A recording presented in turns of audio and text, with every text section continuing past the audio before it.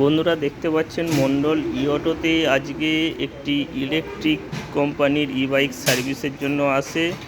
তো কিছু লাইট সমস্যা ছিল যেগুলি আমাদের সামনে এখানে খুলে সার্ভিস করা হয়েছে। আর এখানে আমাদের এক বাবু কাজ করছেন, বডি ফাইবার কিছু নষ্ট হয়েছে তা ক্লিপের মাধ্যমে আবার রেডি করছে।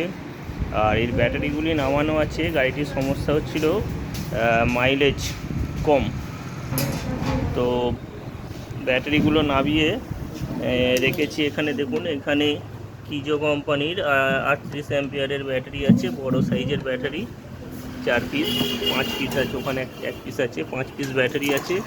তো এই ব্যাটারিগুলো মোটামুটি বছর দেড়েক মতো বয়স হয়েছে, তো মাইলেজ কমেছে।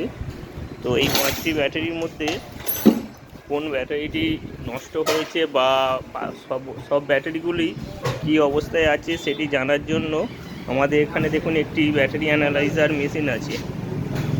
তো এই মেশিনে আমরা সব ব্যাটারিগুলো এখানে কানেকশান করে আমরা ব্যাটারি চার্জ এবং ডিসচার্জ করে আমাদের মেশিনে আমরা রিপোর্ট নেব কতটা এর মধ্যে অ্যাম্পিয়ার স্টক আছে বা কোন ব্যাটারিটি খারাপ হয়েছে, কোন ব্যাটারির জন্য মাইলেজ কম হচ্ছে। তো যাই হোক, আমাদের এই ব্যাটারিগুলো এবার আমরা এই মেশিনের মধ্যে লাগিয়ে আমরা ব্যাটারির কত পরিমাণ অ্যাম্পিয়ার স্টক আছে সেটি বের করব। তো এই ধরনের ভিডিও দেখতে হলে আপনারা সঙ্গে থাকবেন। আজ এখানেই আসছি পরের ভিডিও নিয়ে।